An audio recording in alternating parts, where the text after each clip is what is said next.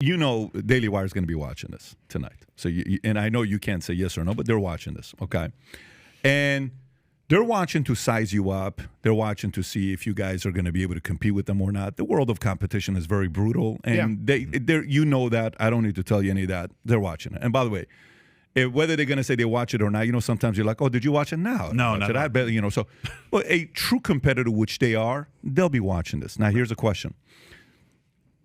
If the vision is like that, so it's not like you guys are here saying we're going to build one of the largest media companies and be able to do X, Y, Z and fight the fight against the woke, the establishment, but what they're doing, we're going to do our part, and we're going to build a company that's going to be able to go out there and fight for the average conservative in America for the values and principles that we have. And by doing so, we're going to be able to build a multi-billion-dollar company to do movies, documentaries, shows.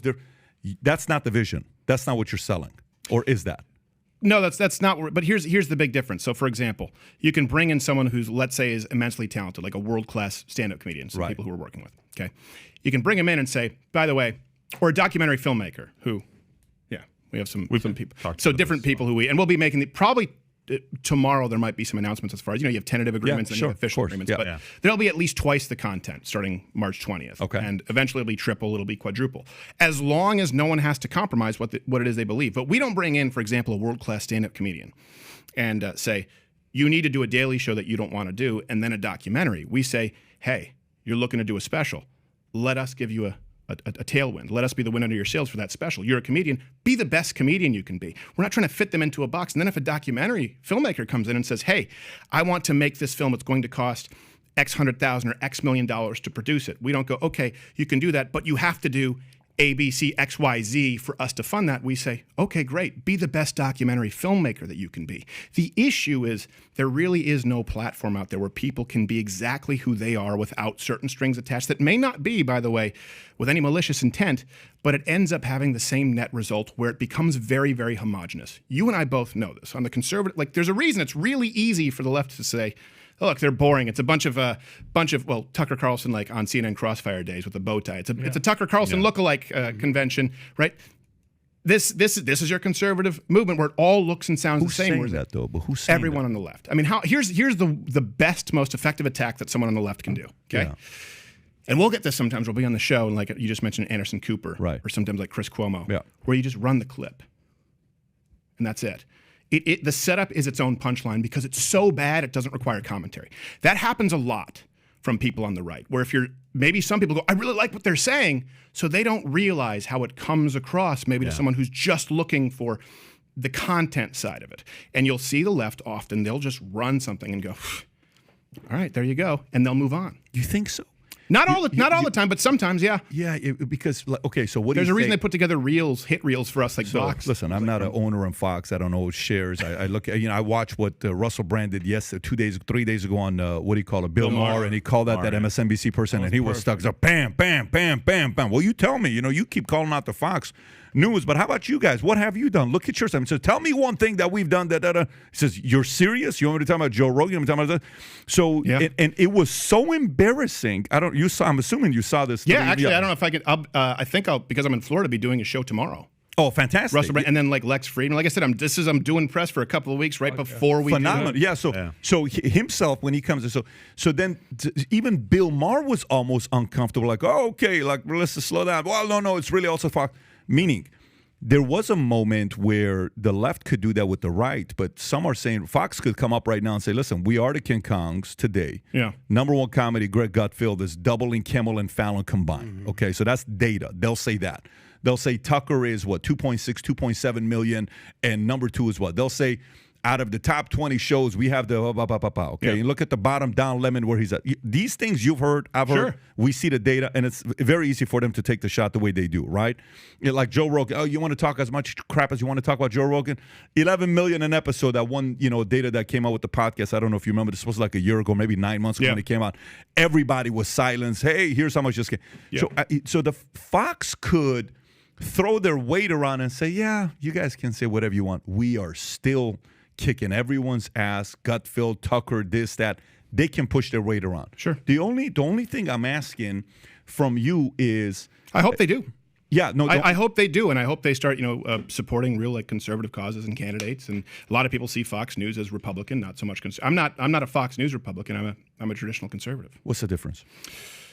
Well, the difference, for example, would be if you look at the way they treated certain candidates. For example, if you look at like what happened with Carrie Lake and the loaded questions that they would ask, the same thing where if you look at the way they would treat Donald Trump, the same thing if you look when I was there and Mitt Romney, it was kind of a coronation.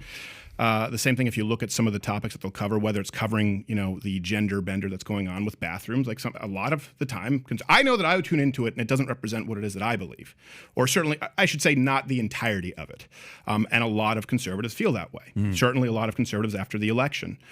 There's one thing to say, like, look, the lawsuits were terrible, and of course they were. Like, we were on there reading the amicus briefs. It's another thing to say anyone who thinks that there was an issue going on with the election is crazy. And I'm not, by the way, not everyone is the same there. Like, Tucker is very different from someone like a Greg Gutfeld, who's very different from, I don't necessarily know all the other. Laura Ingraham. Right. Hannity. And yeah, everyone has different Judge points of view. Janine and Judge list Janine, goes on, I had done her show quite a bit on the weekend. She's a lot of fun.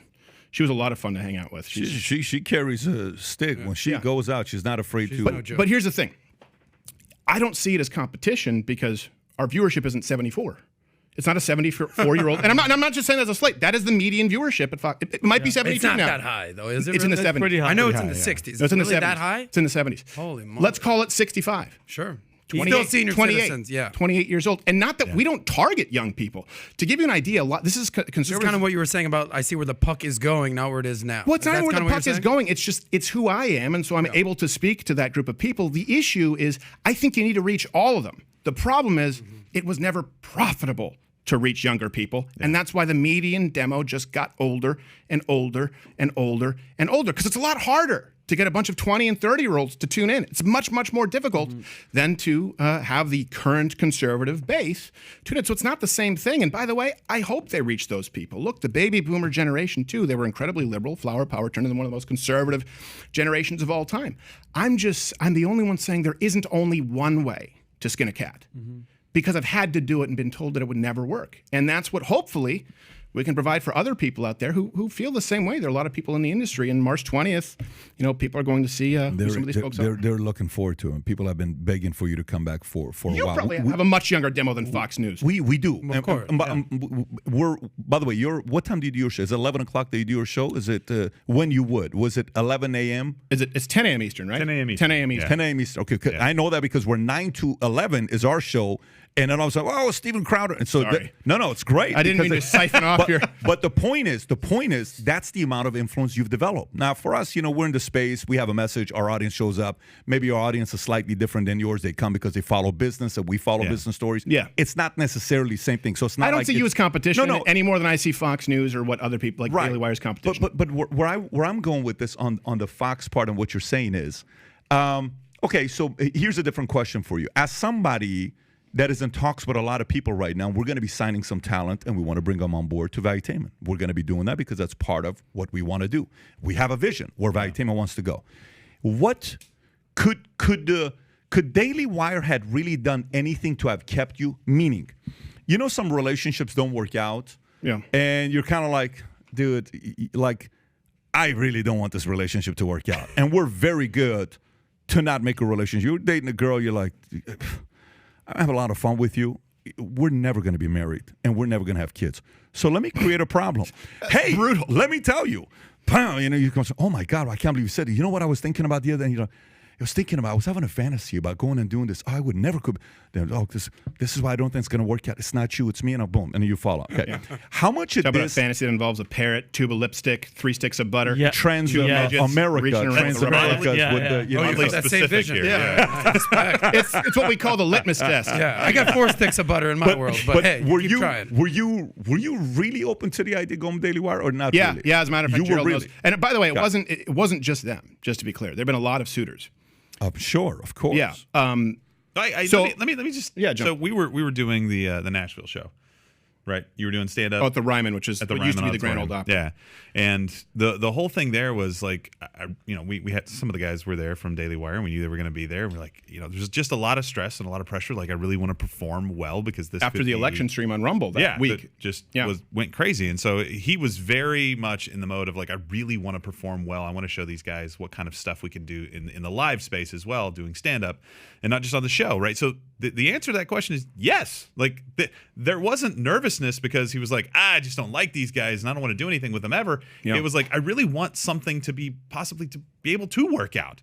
But he said it many, many, many times. There was just something in there that we've specifically gone into it that just is a non-starter. All the other terms, all the other stuff you get to, right, in negotiations. That was the thing that I didn't like. It was like, of course you negotiate, yes. But if there's something in there that basically says in this term sheet that you're going to do something that it's antithetical to who we are, then no, we can't get past that. Like that's just something that's never going to work. So that's why he said, look, just take me out of this.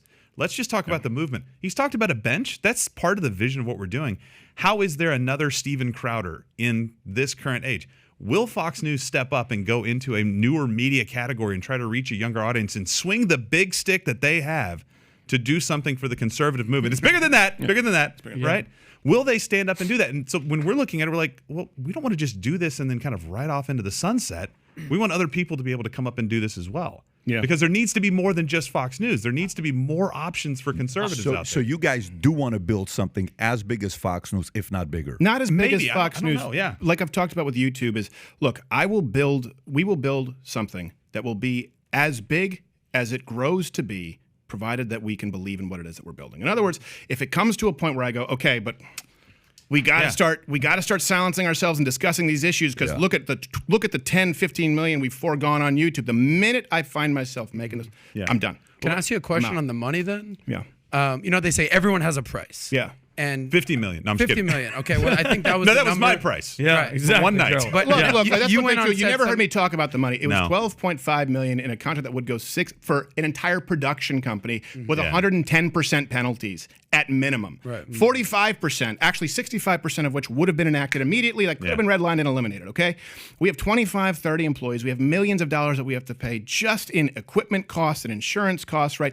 The costs Legal. for us We get sued are in for the few $million per year just to operate the show. And you know, doing this, that I was sounds gonna say, probably just- about right. Yeah. So take I 12 would put a point- bigger number with the work that you do. Some Yeah, of the it's stuff, a 'cause pretty you substantial actually, number. You actually act. You do skits. You do. I mean, it's not like A lot of production costs. Yeah, Yeah, we had to bring in Yeah. an entire a 1.5 metric ton of sand to do a Saving Private Ryan parody, Sick scene, right? by the way. We have to have lawyers on retainer like crazy because some of the shit we do is horrendous. Sorry, can I?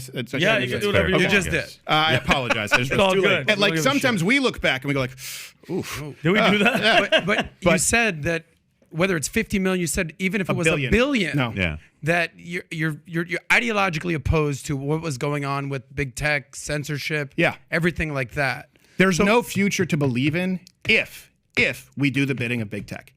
And by the So way, no amount of money. None. This is a hill you will die. there would be no doubt. nothing more We did. profitable than me. There would be nothing more profitable than me, for example, leaving, getting a bunch of people to sign up for Mug Club right now. Just the people, by the way, who've already entered in their email at Mug Club Forever. There would be no way to make more money than for me to say, sign up, do it for 2 years, not produce any other shows, pocket the money, and walk.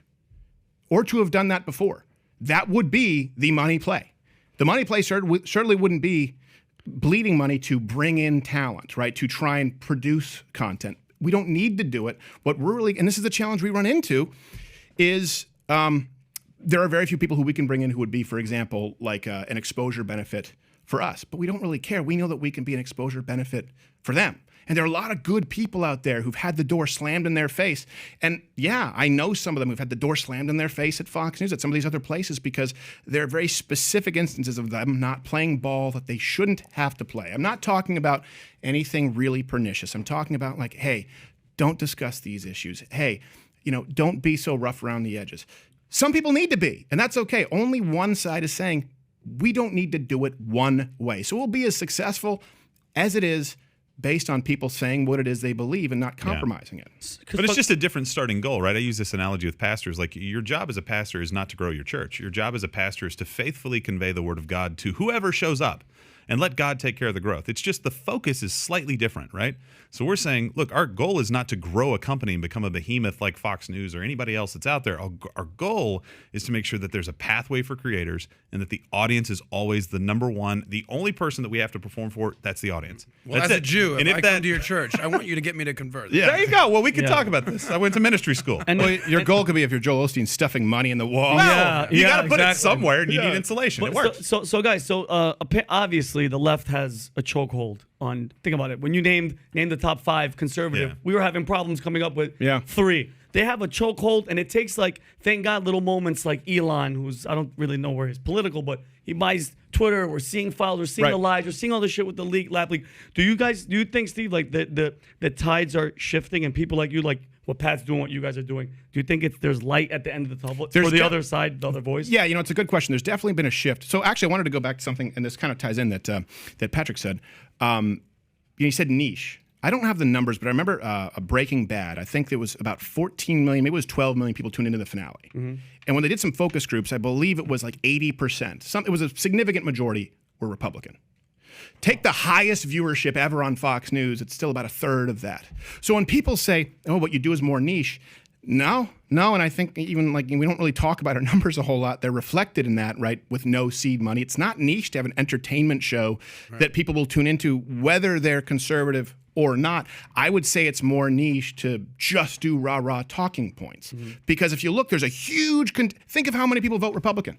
Mm-hmm. And you're talking about like these huge numbers, right? Fox News, like Tucker's like 2-point-something million, 3 million is a huge peak. And that's with the Nielsen rating, right? Where the viewership is for seconds, right? You're lucky if it's a couple of minutes. I think that's more niche than, for example, every single comedy late night show, all of Comedy Central, ABC, NBC, but it's entertainment. It's very different. So going to what you're talking about, I will say this. I've noticed a shift. When I was obviously in the entertainment industry, and then particularly in the stand-up community, like in Montreal, there were no people who were even right-wing or libertarian. I mean, people would get furious. I didn't even know I was conservative, but I would go up and I would make a joke that I remember one time I got in a lot of trouble because it was a joke about Muhammad, which, people get touchy about that. Yeah. I don't know why. It's next thing you know, someone's blowing up a mic. But so I would get in trouble back then, and no one understood that there was an issue with that. Everyone, it was like a comedy witch hunt. Remember when George Bush was president? Everyone would just come out and he sucks. Isn't he an idiot? Isn't he a moron? Yeah. And it's fine. But I was going, there's no one else at that point in time. That's changed a lot. As a matter of fact, now when you go to comedy clubs, and not just people like Rogan, but you see at least a lot of people understand the idea of free speech. You still get sort of the indie alt comics who say like, it's not cancel culture, it's accountability culture. But really, we had to take a lot of bullets early on doing that because there was nobody in the industry doing it. And I think now for some people it's a little late. They've woken up and realized it. I mean, I think Joe Rogan has done a lot to help with that, obviously. You're talking about his numbers. It's unbelievable. You see like someone like Russell Brand. Like, I'll be doing a show tomorrow. I hope it goes well because I used to lay into that guy hard. Because he was a socialist. He was a communist. Yeah. And he had this, I don't know communist, but back then, he would do this thing called the True's News. Oh, the news that you're not hearing anywhere else. Yeah. And he would talk about it, and then he would constantly go into Fox News. And here you would think that I'm anti-Fox News. My issue was I felt compelled to back then say, well, hold on a second. What about ABC, NBC, CBS, CNN, MSNBC? And he wasn't talking about it back then. And I was the only conservative on YouTube. And so I would dress up like him and do an impression of him and make fun of him. And by the way, not mean-spirited. Like, I understand the guy's immensely talented, right?